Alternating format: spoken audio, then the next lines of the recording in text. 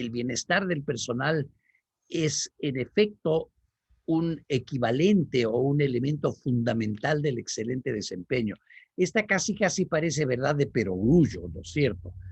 Bien, personal que está bien, personal que está contento, que está satisfecho, va a tender a tener un desempeño superior. Esto en realidad no estamos diciendo nada que es en sí nuevo, pero esto encierra un montón de condumio. Y en consecuencia lo que me gustaría compartir con ustedes es un análisis de por lo menos alguna parte de ese condumio.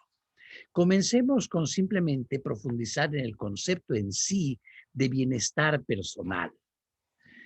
Eh, Comencemos con aquellos aspectos más básicos que no son los que van a ocupar nuestra atención esta mañana, aquellos que están en la base de la pirámide de Maslow, la satisfacción de las necesidades más esenciales del ser humano, incluso físicas, alimento, agua, algo de protección de las inclemencias del clima, algún nivel de seguridad. De esas no nos vamos a ocupar esta mañana porque no son parte de nuestro tema.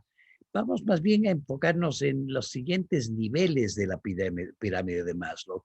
Primero, el bienestar psicológico y emocional, y finalmente en la parte más alta, lo que Maslow describió con aquella bella frase de la realización personal. ¿Ok? En un curso, en el curso nuestro de la inteligencia emocional y el manejo de conflictos, yo hago una presentación de cómo nosotros pensamos que puede y debe entenderse el bienestar personal, una forma de entenderlo y de describirlo, que incluye sentirnos conectados con una o más otras personas. La conexión interpersonal es esencial. Para una persona creyente, sentirse conectada con Dios, sentirnos amados, apreciados, admirados, respetados, sentirnos dignos de ese amor, aprecio, admiración, sentirnos seguros frente a los temores y los riesgos de los cuales estamos conscientes, sentir esperanza y optimismo frente a nuestros desafíos y problemas, es sentir que sí los podemos resolver, sentirnos reconfortados cuando estamos pasando dolores, preocupaciones, angustias, sentirnos apoyados cuando tenemos dificultades, alguien que esté de nuestro lado, con nosotros. Yo sinceramente espero que todos que estamos acá presentes conozcamos estas sensaciones, esto que significa el bienestar. No necesariamente permanentemente, nadie de nosotros siente todo esto permanentemente. Hay momentos en los cuales baja nuestro nivel de bienestar, pasamos incluso a momentos de malestar, pero sino como una condición permanente de nuestras vidas, ciertamente como una condición constante, que constantemente regresamos a sentir estos diversos elementos de profundo bienestar psicológico y emocional. Más ampliamente, significa sentir que la vida es buena, que qué bello que es estar vivos. Eh, Sentir algo que yo siento y digo todos los días, sentir profundo agradecimiento.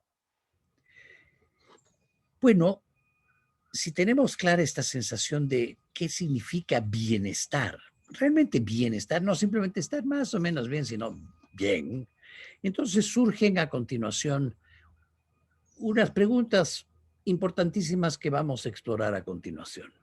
Primero, ¿cómo se logra ese bienestar psicológico y emocional? Luego, ¿cómo logra el personal bienestar psicológico y emocional en la empresa?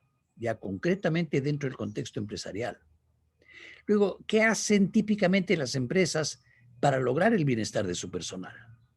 Y finalmente, ¿qué pueden hacer las empresas al respecto? ¿Cómo más pueden contribuir? Entonces, con estos antecedentes, pues, comencemos con cómo se logra el bienestar psicológico y emocional. Bueno, creo que todos sabemos bien que es un largo y difícil proceso, a veces incluso un proceso hasta doloroso, a través del cual vamos logrando crecimiento interior, maduración, inteligencia emocional, la capacidad para manejar nuestras propias crisis, nuestros propios desequilibrios, para restablecer nuestro propio equilibrio interior. Y algo que es fundamental, el mantenimiento de buenas relaciones. eh, un estudio importantísimo realizado por el Departamento de Psicología de la Universidad de Harvard durante los últimos más de 75 años, comenzando en la época de la Segunda Guerra Mundial, en el cual han hecho el seguimiento de un total de más de 400, por un lado, que eran entonces estudiantes de la universidad y luego han sido graduados, y por otro lado, personas de la comunidad de Boston. Ha llegado a la absolutamente contundente conclusión de que el factor más importante para el bienestar interior, incluso para la salud física de los seres humanos, es el mantenimiento de buenas relaciones.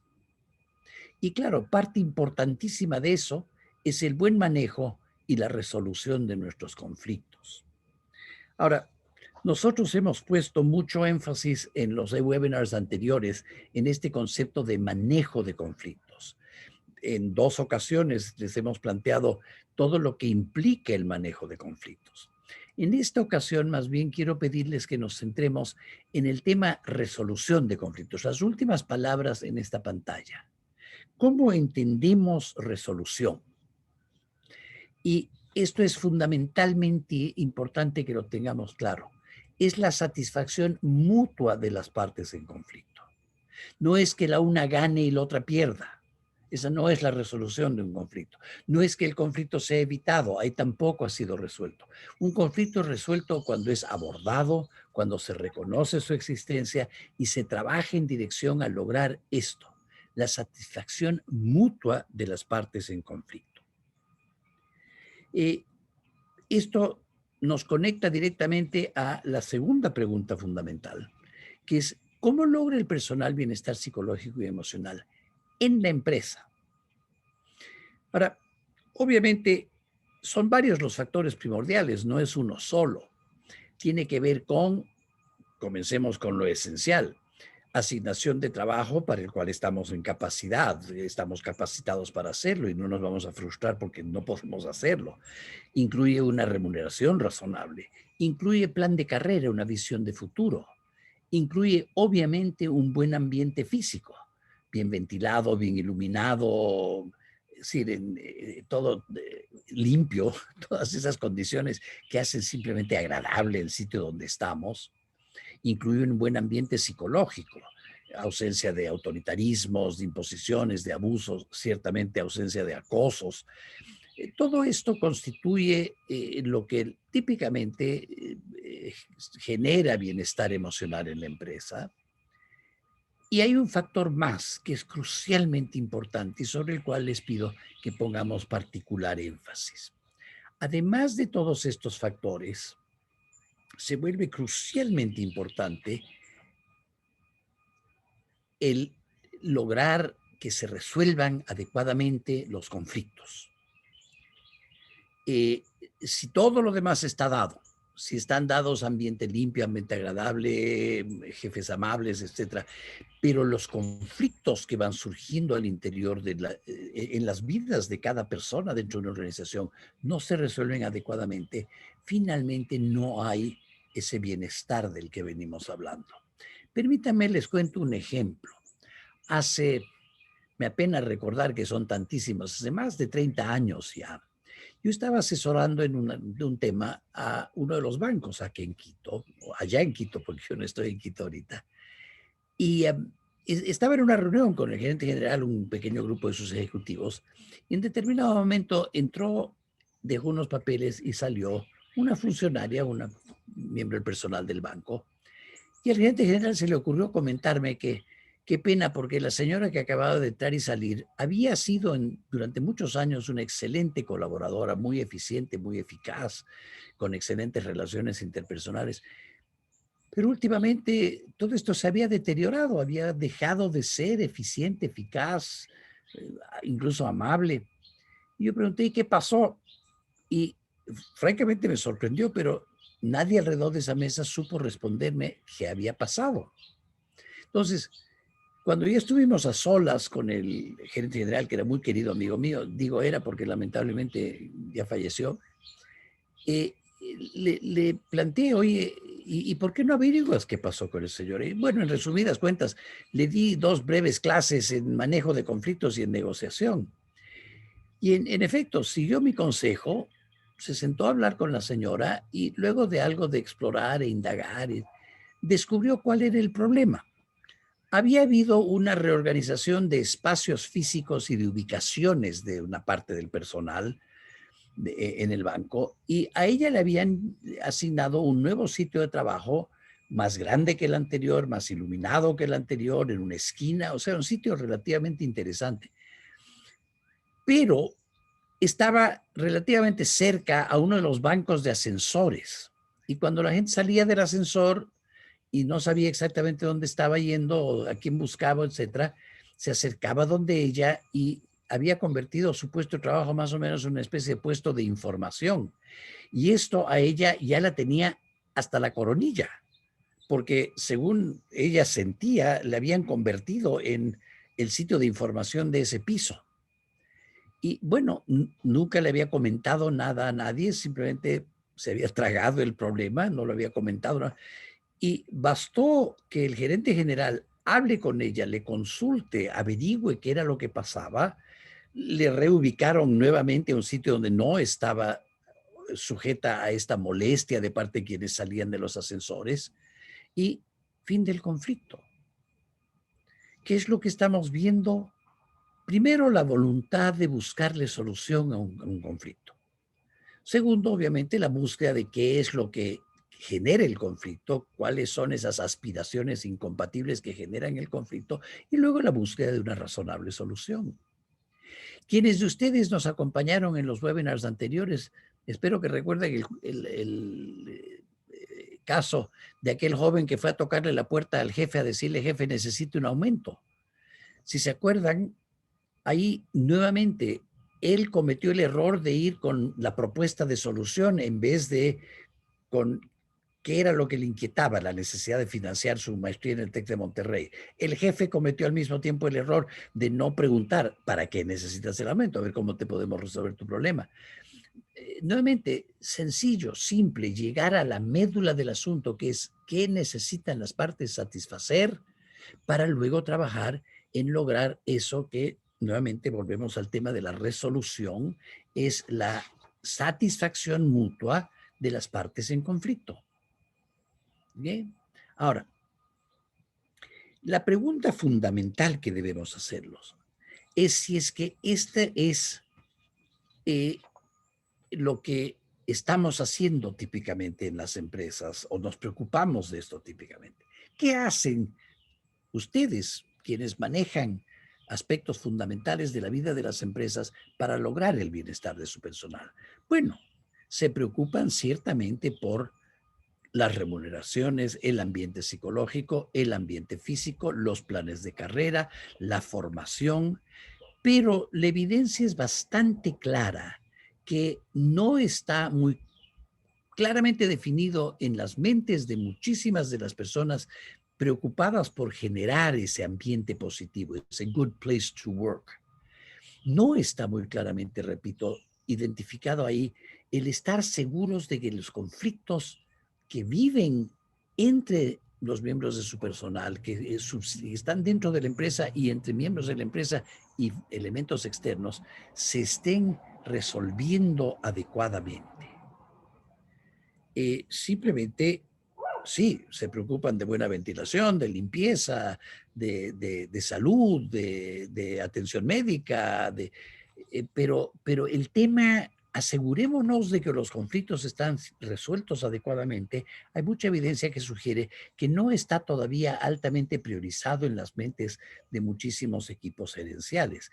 El ejemplo que les narré de la señora en el banco, aunque en efecto ocurrió hace 30 años, es ilustrativo de lo que todavía ocurre hoy. Cuando yo pregunté qué pasó, nadie se había preocupado por averiguar qué había pasado y tratar de resolverlo. Tenemos una terrible tendencia los seres humanos a simplemente atribuir los deterioros en el desempeño de las personas, los comportamientos que no son satisfactorios a algún tipo de defecto de la persona. No se nos ocurre que esto pudiera ser resultado de un conflicto que puede ser resuelto. Tal vez no también, no todo conflicto se resuelve, pero por lo menos se puede intentar resolverlo, ¿no? Volvamos al caso de aquella señora. ¿Qué pasó en realidad? Algo simple, algo que podríamos incluso calificar de, qué tontera, ¿cómo te vas a preocupar de eso? Pero por favor, pensemos en conflictos que hemos tenido dentro de nuestras organizaciones. La mayoría de nosotros, si no todos nosotros, hemos vivido y trabajado dentro de organizaciones, vivimos y trabajamos dentro de organizaciones. Pensemos en aquel colaborador, aquella colaboradora que simple y llanamente no hace lo que tiene que hacer, no lo hace a tiempo. Yo recuerdo muy concretamente, me acordaba hasta con un poco de rabia al preparar estas reflexiones con ustedes, de una persona que impidió casi un año la publicación de un libro mío porque no hacía esto y no hacía aquello y lo hacía mal y había que rehacer y no sé si pueden coincidir conmigo que llega un momento en que francamente queremos estrangular a esa persona que está interfiriendo con lograr no un capricho, no yo quiero, sino lograr algo que incluso es un compromiso, es una obligación de un grupo de nosotros o de toda nuestra organización. O pensemos en esos conflictos que surgen cuando se abre una vacante y uno se considera legítimo aspirante a llenar esa vacante, a tal vez un ascenso, un aumento de sueldo, y es nombrada esa vacante una persona que es absolutamente no idónea. Esto genera malestar, genera conflictos. O pensemos en aquellos jefes que lamentablemente los hay muchos, que en realidad no escuchan, no están abiertos a que cuestionemos sus decisiones, cuestionemos sus razonamientos, les planteemos otras formas de ver o de pensar sobre un determinado tema, tienen una cierta actitud de propiedad de la verdad. Todos esos y miles de otros son típicos conflictos que se van generando al interior de las empresas y las instituciones. Y nuestro planteamiento a ustedes hoy es que es tremendamente importante preocuparnos por generar todas las condiciones posibles para que esos conflictos puedan ser resueltos, puedan ser abordados primero, porque obviamente si no se abordan no se resolverán, y luego resueltos. Ahora, a veces algunos de esos conflictos, posiblemente alguien de nosotros piensa que la señora a quien le irritaba que le pregunten dónde está la oficina o dónde encuentro a tal persona, pero ¿cómo se va a molestar de eso? Bueno, seamos claros, lo que molesta a una persona puede que no moleste a otra, pero el bienestar, el malestar es a la final subjetivo. Uno está bien porque uno se siente bien de acuerdo a lo que a uno le hace sentir bien. Eh, eh, y claro, puede existir la tentación de decir, bueno, pero no dejes que te moleste. Pero la verdad es que estas situaciones, especialmente si se mantienen en el tiempo y se repiten, molestan, molestan. Y en consecuencia, es importantísimo el pensar en qué pueden hacer, qué podemos hacer como empresas y nosotros como PMCN, apoyarles en hacer para resolver este tipo de cosas. ¿Qué puede hacer la empresa? ¿Cómo puede contribuir? Bueno, en términos, perdóname, Sarita, antes de que te vayas a las tres ideas previas, en términos generales, obviamente, y esto espero que esté claro para ustedes, eh, lo primero que nosotros recomendamos es formar al personal en manejo de conflictos y negociación. Es evidente, el esperar que ocurra espontáneamente por obra y gracia de las fuentes que fueren el manejo y la resolución de los conflictos no es razonable.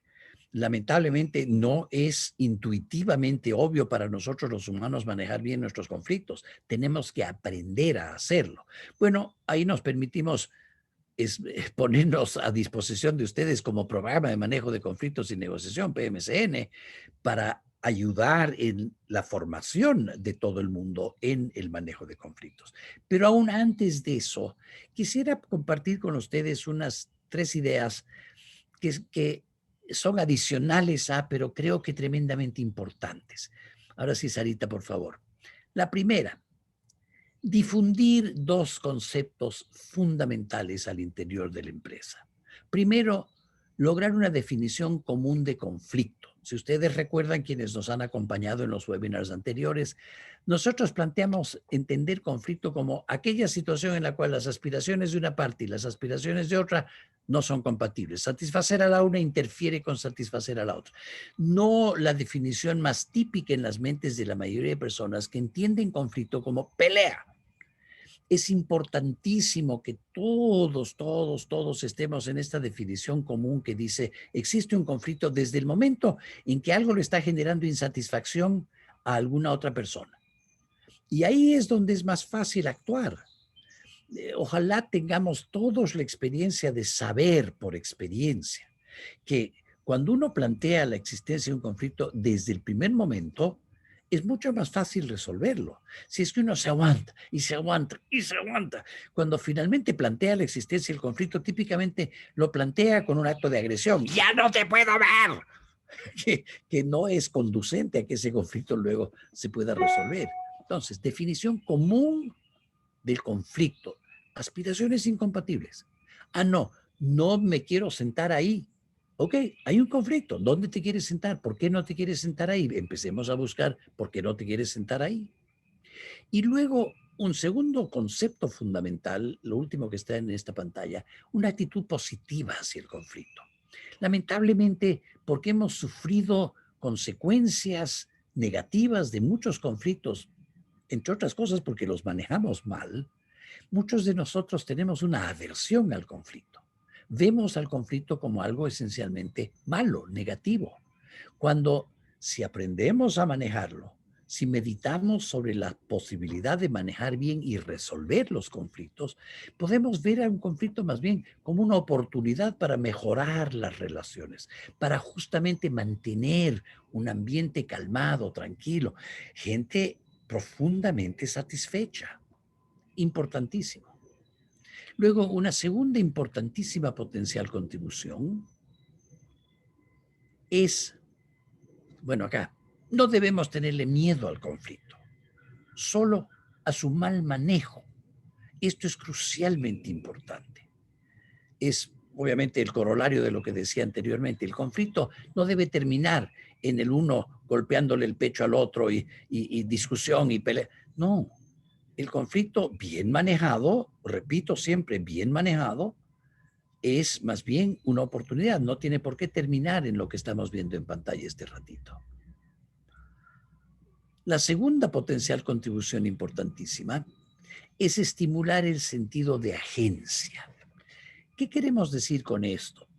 La agencia es un concepto, en psicología describimos este sentido de agencia como el sentido de ser uno esencialmente agente de su propio bienestar, de su propio destino, de su propio futuro incluso. No sé si conocen la poesía de Henley Invictus. Nelson Mandela tenía una profunda devoción por esta poesía. Decía él que había sido la base para él poder mantener su propio sentido de su dignidad, de su propio valer. Las dos últimas líneas de esta poesía dicen, I am the master of my fate, I am the captain of my soul. Soy el maestro de mi propio destino, el capitán de mi alma. Ese es el sentido fundamental de agencia. Yo puedo influir en qué pasa conmigo, en qué pasa incluso en mi interior. Y este sentido de agencia es crucialmente importante, particularmente, aunque no exclusivamente, en relación precisamente con los conflictos. De niños, tenemos un conflicto con nuestros hermanos, vamos corriendo a papi o a mami. De estudiantes, tenemos un conflicto con algún compañero, vamos corriendo al profesor. Lamentablemente en nuestros lugares de trabajo también con mucha frecuencia, cuando hay dos miembros de nuestro personal que tienen un conflicto, ¿a dónde van corriendo? A ustedes, a sus jefes, a las personas que pretenden que les, entre comillas, resuelvan el conflicto. Muchos de ellos entendiendo que resuelve significa pégale, castígale, dame la razón a mí. O sea, todavía tienen una noción gana-pierde de qué significa resolver. Pero les planteo, es importantísimo estimular que los miembros del personal de las empresas tengan un altísimo sentido de agencia respecto a sus propios conflictos, que no vengan corriendo, llorando a papi, mami, profesor, jefe, para que les resuelvan sus conflictos, sino aprendan a resolverlos ellos. Aprendan a decir, oye, tengo un conflicto contigo, pero busquémosle una solución. Aprendan a negociar, aprendan a escuchar, aprendan todo aquello que es importantísimo para poder resolver conflictos. ¿Cómo se estimula ese sentido de agencia? Bueno, parte de ello es simplemente esto, ¿no? El decir, bueno, tienen un conflicto, resuélvanlo. Tienen un problema, resuélvanlo.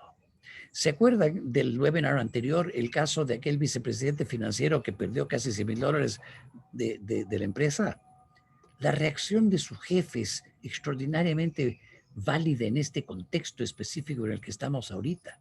¿Cuál fue esa reacción? Acuérdense. Supongo que usted quiere mi renuncia, dijo el vicepresidente financiero. La respuesta fue, ¿cómo vas a creer? Acabo de invertir $100,000 en tu educación. O sea, ¿qué puedes aprender de esta experiencia? ¿Qué viene de positivo con el error que has cometido? Todos nosotros tenemos, lamentablemente porque así nos han criado, una reacción muy adversa, muy negativa al cometimiento de errores, pero los errores son doradas oportunidades para el aprendizaje.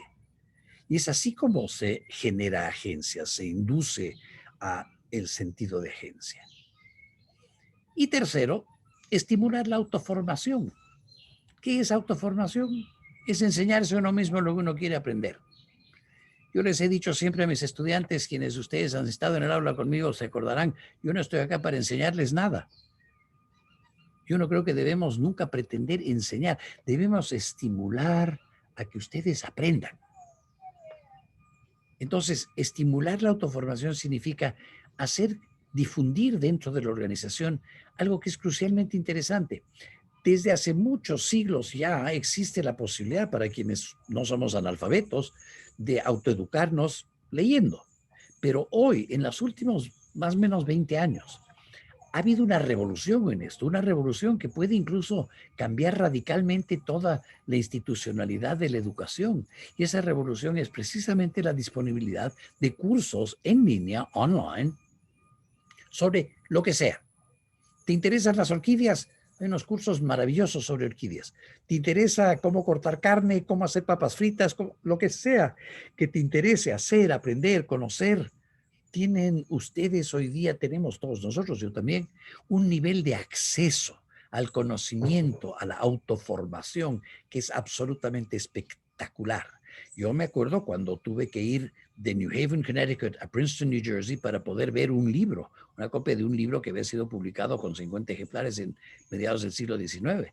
Hoy en día, uno puede bajarse del Internet cualquier riqueza de documentación, ilustración, explicación, una absoluta maravilla. Y esto es obviamente muy conectado con el sentido de agencia, ¿no? Estimular la autoformación es estimular un sentido de agencia respecto de nuestro propio crecimiento, de la inversión en nosotros mismos.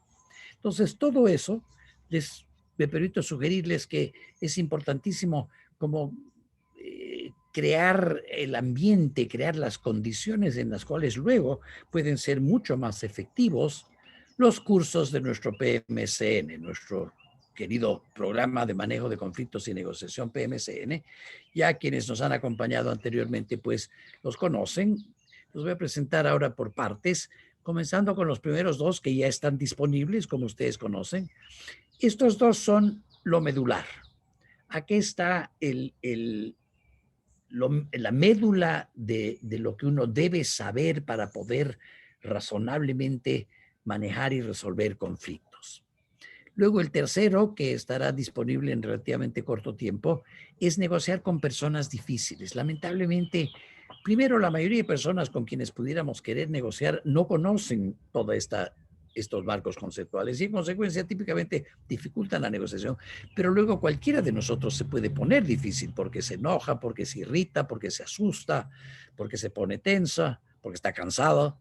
Entonces, ¿cómo manejar todo ese tipo de cosas? Tampoco es algo que intuitivamente conocemos ni sabemos nadie de nosotros. Y en consecuencia, tenemos todo un curso sobre cómo tratar de manejar eso.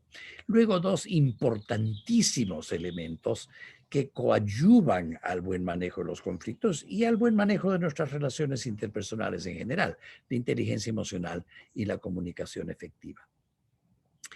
Y por último, quisiera invitarles a ver otro aspecto de todo esto, que es, hay factores fuera de la empresa que también contribuyen o al bienestar o al malestar de nuestro personal y en consecuencia a sus mayores o menores niveles de desempeño. ¿Qué podemos hacer respecto de esos factores? Bueno, me permito sugerirles por lo menos dos posibilidades. Uno, facilitar el que las esposas y esposos también tomen nuestros cursos. Yo tengo una experiencia de más de 40 años de hacer cursos, dictar cursos presencialmente en empresas, en instituciones, y muchísimas veces recuerdo haber oído decir o comentado a mí o comentado entre los participantes, cómo quisiera que estuviera acá mi esposo o cómo quisiera que estuviera acá mi mujer para escuchar todo esto. Es decir, a medida que una persona empieza a comprender cómo manejar y resolver conflictos, reconoce instantáneamente la crucial importancia de que eso sea conocido al interior de donde más conflictividad lamentablemente vivimos casi todos nosotros, que es en nuestras relaciones de pareja y nuestras relaciones familiares. Entonces, nosotros tenemos previsto el hacer toda una serie de distintos trabajos, promociones, trabajo conjunto con ustedes para facilitar el que las esposas y los esposos, eventualmente tal vez hasta los hijos de su personal también tenga acceso a nuestros cursos.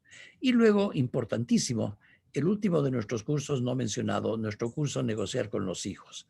Eh, en cierto sentido, uno de mis, tal vez mi favorito, pero esto es crucialmente importante. Claro, hay gente que dice, no, jamás, nunca pienses si quieren negociar con los hijos. Nosotros discrepamos profundamente, pensamos que es tremendamente importante negociar con los hijos, pero también, por eso hemos hecho un curso al respecto, hay que reflexionar sobre ciertos aspectos. No es tan simple como, ya, siéntate a negociar. No todo es negociable, hay que fijar límites, condiciones, pensar sobre los aspectos particulares de la negociación con los hijos, pero pensando sobre eso y teniéndolos presentes, pensamos que es crucialmente importante para el bienestar de las personas el poder ir manejando los conflictos con sus hijos, que todos quienes somos padres, yo ya abuelo, pues sabemos cómo nos carcomen a veces los problemas con nuestros hijos. Al ver crecerles bien, sanos, libres de las tentaciones típicas del mundo contemporáneo, a nuestros hijos, pues claramente podemos estar mucho más tranquilos, tenemos una mucha mayor probabilidad de bienestar. Dicho todo esto, pues mil gracias. Les invito cordialmente a continuación a que pasemos del monólogo mío a, como hemos hecho en ocasiones anteriores, el diálogo con ustedes. Será muy grato escuchar comentarios, reflexiones y obviamente si hay alguna pregunta, responderla con todo gusto. Mil gracias. Muchas gracias. Sarita, toma Jorge. control, te ruego. Sí, hasta que nos lleguen las preguntas, pueden enviarnos por chat, por favor, como hemos estado haciendo en los anteriores webinars. Pueden mandar sus preguntas, comentarios. Hasta eso, les quisiera recordar que estamos con una promoción, estoy saltando algunas, pero de una vez les hago acuerdo, para todas las personas que son alumni de la OSFQ. Tenemos el 50% de descuento en los dos primeros cursos que Jorge nos estaba comentando, Introducción al manejo de conflictos y negociación y resolución de conflictos. Estamos aceptando ya todas las tarjetas y también tenemos planes diferidos sin interés, así que para más información tienen en pantalla mi número de teléfono, mi correo, por favor no duden en comunicarse conmigo para mandarles toda la información a las personas alumni que deseen aprovechar este excelente descuento que les estamos ofreciendo y es válido solamente por el mes de julio. Así que cualquier consulta, por favor, con todo gusto les atiendo. Tenemos una sola pregunta. Voy a dejar de compartir. Ah, ok, ya nos empezaron a llegar. Voy a dejar de Hola, compartir. Lisette, ¿cómo te va? Empecemos con la de Lisette. Jorge, ¿Cuál es su sugerencia en el caso de un conflicto cuando una de las partes no quiere hablar del tema? Es muy común que en esos casos las partes digan, no quiero hablar de eso. A ver, Lisette, la respuesta creo que viene por etapas. La primera reacción que me parece pertinente es tratar de averiguar, preguntar muy concretamente, ¿por qué no quieres hablar de eso? Ayúdame a entender cuál es la barrera para ver si la podemos retirar juntos. Eh, Eventualmente existe la posibilidad de recurrir a una persona vinculada, amigo común, por ejemplo, que nos ayude a descifrar cuál es esa barrera, por qué no quiere tocar el tema, porque puede ser que está resentida, puede ser que tiene miedo de las reacciones que pudieran venir. O sea, hay múltiples, diversos motivos por los cuales hay esta no voluntad, esta inhibición de buscar solución al conflicto. Eventualmente, cabe la posibilidad de que tengamos que aceptar que simplemente el conflicto no va a poder ser resuelto por interacción entre las partes, porque no hay esa voluntad de interactuar. Me abres, Lisette, la oportunidad para comentar algo que es siempre importantísimo que esté claro. Nosotros creemos en, trabajamos en académicamente, proactivamente, en buscar la resolución de los conflictos, pero esto no significa que planteamos ni creemos que todo conflicto puede ser resuelto. Eh, la manera en que yo trato de graficar esto es decir que yo creo que no es tan simple como all you need is love. You need love, por supuesto. Todos necesitamos y necesitamos mucho amor, pero no es all you need. Y una de esas cosas que tiene que haber es la voluntad sobre la cual tú estás consultando. Y si simplemente no la hay y no logramos averiguar por qué no la hay y logramos quitar de en medio esa barrera, pues simplemente tendremos que algún rato aceptar que hay conflictos que no se pueden resolver. Motivo por el cual eventualmente pues relaciones se terminan, eh, oportunidades se desaprovechan, pero sucede. Muchas gracias, Jorge. Siguiente comentario. Muchas veces toca buscar sacarle al empleado lo que le está pasando, debido a que ya observamos su actitud negativa dentro de la empresa, nos comenta Carlos. Sí, en cierto modo esto está muy conectado con lo que conversábamos antes.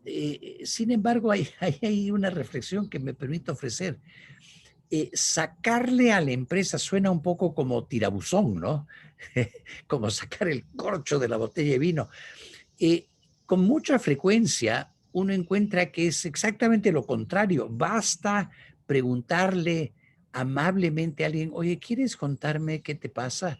Y viene a borbotones la historia de qué es lo que le pasa. Les ilustro esto con una experiencia que muchos de nosotros, si no todos, hemos tenido. Eh, Nos sentamos en un vuelo a Guayaquil, 35 minutos de vuelo. Claro, en una circunstancia un poco especial, está ya roto el círculo de la intimidad. Los asientos son tan próximos el uno al otro que uno ya está metido en el círculo de intimidad de la otra persona y ella en el nuestro.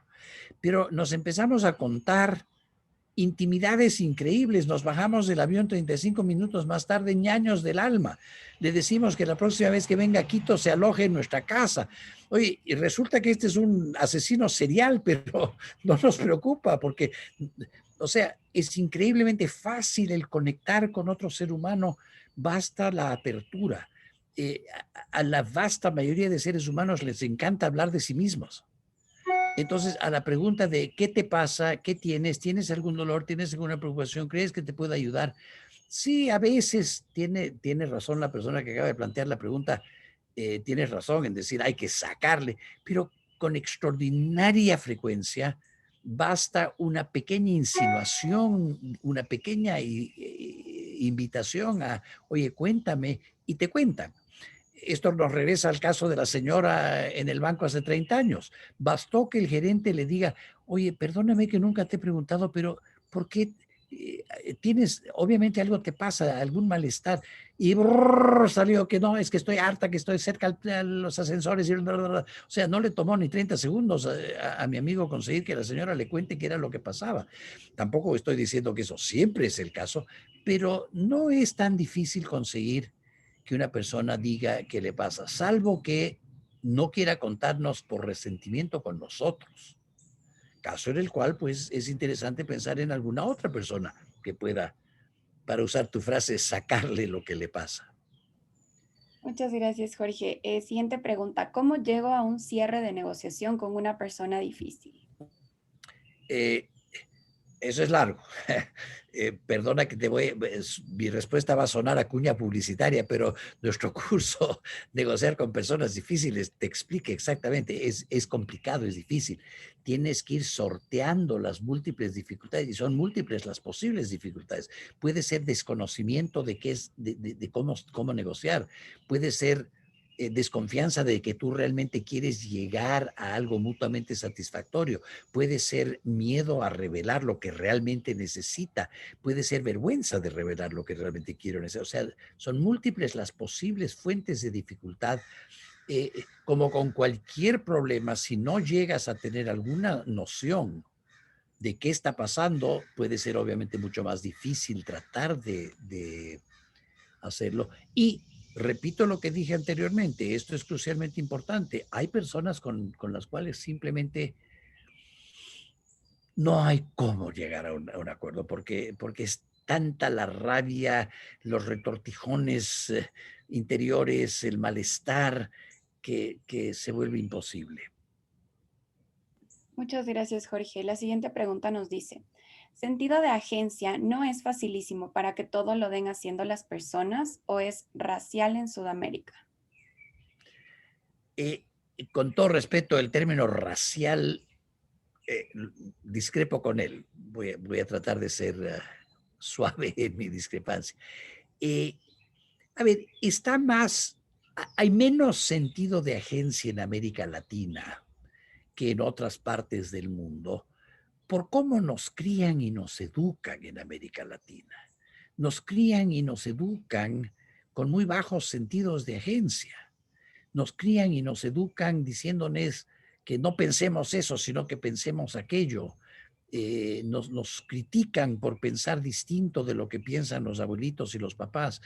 Para ponerte el ejemplo más extremo que conozco, un estudiante mío un día llegó sufridísimo a clase y cuando le pregunté qué le pasaba, volviendo a averiguar qué le pasa a alguien, me contó que su abuelito se había enojado con él porque el abuelito era hincha del Aucas y él se había declarado hincha de la liga. O sea, hasta eso nos tratan de imponer en nuestra sociedad y en consecuencia nos van criando más y más y más acoquinados y dependientes. No, más bien agentes de nuestras propias soluciones, de nuestras propias respuestas, etcétera, ¿no? Entonces, sí, en América Latina hay una mayor tendencia a bajos niveles de agencia, pero esto es absolutamente combatible. La manera más simple de combatirlo es devolverle a la persona que viene a nosotros con un problema la responsabilidad de resolverlo. Hay una famosa anécdota que circula entre los profesores en Harvard que en cierto modo ilustra el asunto. Le pregunta a un famoso profesor en Harvard, ¿por qué usted siempre responde una pregunta con otra pregunta? Y la respuesta fue, ¿por qué no? O sea, le devolvió inmediatamente como ping pong. Me lanzas la pelotita de ping pong, yo te la reboto. Y cuando tenemos cierto nivel de autoridad, somos supervisores, jefes, gerentes, vicepresidentes, y viene alguien con tengo un problema, yo creo que un maravilloso y sencillísimo sistema para empezar a generar agencias. ¿Y qué piensas hacer al respecto? Resistir la tentación de acaso el jefe soy yo, las respuestas las tengo yo. Entonces, qué bueno que has venido acá a la fuente de la sabiduría, tienes que hacer esto, tienes que hacer aquello. Les ofrezco otra pequeña reflexión sobre cómo generar agencia. No den consejos. Todos somos unos aconsejadores y entusiastas. Viene alguien de, ¿qué crees que debo decir? ¿Qué crees tú que tú debes decir? ¿Cuáles son tus opciones? ¿Qué podrías decir? Ahí ya le estás estimulando a que ella encuentre su respuesta a su problema. Le estás estimulando a tener agencia. Todo eso alrededor de, sí, en América Latina es bajísima por nuestros hábitos de crianza y educación. Muchas gracias, Jorge. La siguiente pregunta, Gaby nos dice, al pasar por una experiencia de cambio de liderazgo o de cambio de cultura organizacional, se genera un conflicto de no querer cambiar. ¿Cómo podemos sensibilizar al personal antiguo para que se comprometa y no se torne en una situación de bloqueo? Me parece interesantísima la pregunta y extraordinariamente vinculada al caso de la señora en el banco. La gente se resiste al cambio naturalmente, pero luego también pueden tener motivos por los cuales se resisten al cambio. Eh, Clásico ejemplo, cuando yo era joven y recién estábamos introduciendo sistemas de computación en las empresas. Yo vine al Ecuador originalmente por 4 días para asesorar una empresa en la introducción de sistemas de computación y precisamente estos desafíos de temor y resistencia al cambio. Vine por 4 días, luego vine por otros 8 y luego conocí a María Antonieta y cambió toda mi vida. Pero interesantemente, oye, ahí tienes un lindísimo ejemplo. Había gente que estaba aterrada de que el computador le iba a dejar sin puesto o aterrada de que no iba a poder manejar esa cosa porque no sabía de qué se trataba. Entonces, oye, las resistencias al cambio pueden venir de lugares legítimos, entendibles, respetables. Y ahí se vuelve crucialmente importante este concepto ya planteado, pero encantado de replantearlo, plantearlo nuevamente, la importancia de conocer qué es lo que le pasa a esa persona, cuál es su inquietud, cuál es su temor, cuál es su aspiración, cuál es el origen del conflicto. Si es mero temor al cambio, pues ahí teme esto o teme aquello, identificar cuál es ese temor y luego ir mostrándole que no es un temor necesariamente fundado. Freud hizo la clásica distinción entre el llamado temor racional. Comprendo que tengas miedo que te va a quitar el trabajo, pero la respuesta es que no te va a quitar el trabajo, simplemente va a ser distinto a tu trabajo. Le vas ayudando a terminar con ese temor, versus el temor absolutamente irracional, que típicamente viene de aquello que no entendemos, no comprendemos, no sabemos de qué se trata. Has planteado un tema fascinante sobre el cual eventualmente, quién sabe, la crisis nos invite a hacer algún webinar. El manejo de cambio de cultura organizacional, tremendamente interesante. Y de lo que se trata es, yo creo que es importantísimo entenderlo como conflictos. Tú aspiras a generar el cambio, ella aspira a no cambiar. Entonces hay que ver cómo se resuelve aquello, por qué aspira a no cambiar, cómo puedes lograr que quede satisfecha con el cambio. Espero que esto resulte útil. Muchas gracias, Jorge. Y una última pregunta. Bueno, hay dos muy parecidas, así que le voy a leer esta pregunta. Doctor Salles, cuando un empleado negocia con sus superiores, está en desventaja porque el poder de decisión por obvias razones la tiene el empleador. ¿Cómo se puede negociar efectivamente desde la perspectiva del empleado? Gracias. Fascinante pregunta nuevamente, es uno de los ejemplos que planteé que de mucho malestar en las organizaciones. El jefe con el cual aparentemente no se puede conversar, no se puede cuestionar y ciertamente no se puede negociar. Eh, la primera parte de mi respuesta no es a ti, es a tu jefe. Ustedes que tienen la posibilidad de introducir buen manejo de conflictos en sus organizaciones, por favor reconozcan que el primer paso en esa dirección es que los jefes sí estén dispuestos a negociar. Acepten que no son todopoderosos, no son omniscientes, no saben todo, no tienen todas las respuestas y eventualmente en situaciones de conflicto, así como nosotros consideramos que es perfectamente legítimo negociar de padres a hijos, es perfectamente legítimo negociar de jefe a subalterno. ¿Ya? Entonces, repito, la primera parte de esto es, creo que debemos todos trabajar en dirección a generar ambientes en los cuales los jefes no pretenden que las cosas se van a resolver en función de que yo soy el jefe, tú eres mi subalterno, así que yo te impongo. Eso no es negociar. Eso no tiene nada que ver con la negociación, con la resolución de los conflictos. Ahora, si tu jefe acepta negociar contigo, entonces ya no está dada la condición que acabas de plantear. Ya no es cuestión de él tiene el poder, tú no. No, ya resolución es llegar a ese acuerdo mutuamente satisfactorio. Eh, te voy a poner el ejemplo en padres e hijos, pero es eventualmente aplicable en jefe y subalterno también. El hijo que quiere salir tempranito en la mañana y la mamá dice, no, me arreglas tu cuarto primero. Mami, por favor, me van a presentar a la chica que hace meses que quiero conocer, pero ahorita. Ok, entonces, hasta el mediodía tu cuarto está impecable. Sí, mami, mi cuarto está impecable y aspiro toda la casa 2 veces por semana durante las próximas 4. Negociación. Simple, negociación sencillísima. Tiene que haber esa voluntad. La negociación entre niveles jerárquicos es complicada. Si es que acá hay la idea de que acá mando yo y yo decido, pues eso ya no es una negociación. Pero si no hay eso, ya es cuestión de presentar qué es lo que necesitas, porque jefe, necesito financiar mi maestría del TEC de Monterrey. Ah, qué bueno, te podemos becar, etcétera. No sé si te he respondido razonablemente. Espero que Muchas gracias, Jorge. Ahora sí, nos quedan los 3 últimos minutitos, entonces no sé si pasamos pues a... Bueno, Camila tiene una última pregunta. ¿Cómo responder a los hijos, hijas cuando dicen que no a una regla o castigo? O sea, ve, por favor, yo no soy anarquista. Reglas son reglas. La negociación, no todo es negociable con los hijos. Mami, voy a traer a mi enamorada a dormir en mi dormitorio. No, mijito, no vas a traer a tu enamorada a dormir en tu dormitorio. Mami, me voy a ir a vivir donde la Camila. No, perdón, Camila. O sea, no todo es negociable y hay reglas que simplemente no son negociables, pero sí creo que es distinto tratar de explicar la lógica de una regla a simplemente decir lo que todos hemos oído decir, porque soy tu mamá o porque soy tu papá.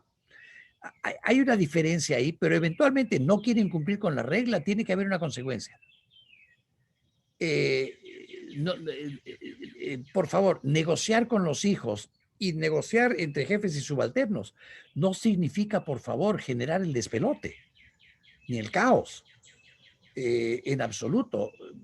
Camila, perdóname que nuevamente suena a cuña publicitaria, pero te invito cordialmente a nuestro curso Negociar con los hijos, porque una de las cosas que hacemos muy claramente en ese curso es plantear que, oye, no todo es negociable. Hay que fijar incluso qué es y qué no es negociable y las reglas no pueden ser negociables. Yo me acuerdo cuando éramos niños, mis hermanos y yo vivíamos bajo 500 reglas y yo creo que algunas de ellas eran perfectamente razonables. Otras de ellas eran meros caprichos. Me hubiera encantado que hubiéramos podido negociar con papá y mamá. Oigan, esto y esto y esto, ¿podríamos negociarlo? Por ejemplo, ¿tengo que comer arvejas si las detesto? Sí. O debería ser, por ejemplo, ahí te pongo un ejemplo de algo que pudiera ser negociable. Pero interesantísimo tema, Camila, gracias. Qué muchas pena gracias. que se nos acabe el tiempo, pero queremos ser respetuosos siempre de su tiempo. Y no puedo evitar decir esto. Desde Atlanta, Georgia, un gusto haberles visto. Gracias. Sarita, Oh, gracias. Les voy a dejar en pantalla mis es datos mientras se van. eh, Entonces, como les decía, acuérdense de la promoción que tenemos también. Cualquier consulta, ahí está mi teléfono, mi correo, voy a estar encantada de atenderles. Así que si están listos para dar este salto importantísimo en capacitarse y capacitar al resto de su personal en sus empresas, pues con todo el gusto estamos aquí para servirles. Muchas gracias a todos. un gusto y gracias. Gracias, Jorge. Gracias, Sarita. Gracias a todos. Sarita, no sé si quieres Sí. compartir el video que tenemos de Jorge. Sí, Majo, podemos compartir. Gracias a todos. Tenemos una última charla el 29 de julio, así que los esperamos. Y pues aquí les dejamos un mensajito de Jorge. Muchísimas gracias, Jorge. 29, Disfruta esos... 28, Cris. 28, perdón. Sí, 28. Se me confundió. Ya iba a no llegar. El 28 los esperamos a la última charla de estos webinars de la serie. Así que les dejamos el mensajito aquí con Jorge. Gracias a todos. Gracias también. Hasta luego.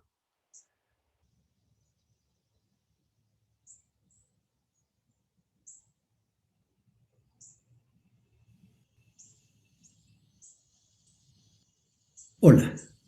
Si nunca fuiste mi alumno o mi alumna, déjame presentarme. Soy Jorge Salles.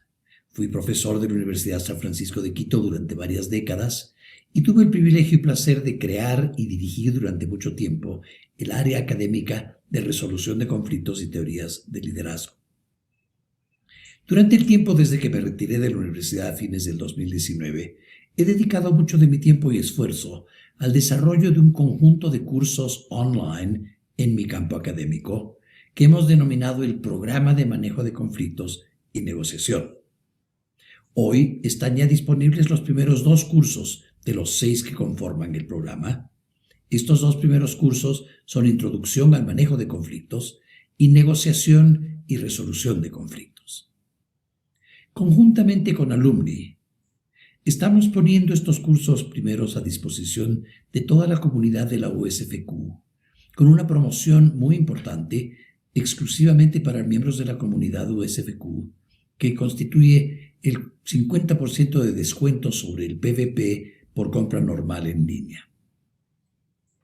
El conflicto, como todos sabemos de triste experiencia, puede traer muchos problemas, daños y dolores. Puede perturbar profundamente nuestra paz interior, nuestras relaciones interpersonales y familiares, nuestra productividad. Y aprender a manejarlo adecuadamente y eventualmente resolverlo a través de la negociación constituye adquirir una de las habilidades humanas más importantes que uno puede adquirir. Te invito cordialmente a valerte de esta oportunidad para, si ya fuiste mi alumno o mi alumna, rememorar, espero que sean recuerdos agradables. Y si nunca tuve el placer de tenerte en el aula, para conocer o profundizar en tu conocimiento de este importantísimo campo del saber humano, que es un gran placer para mí poner a disposición de toda la comunidad USFQ.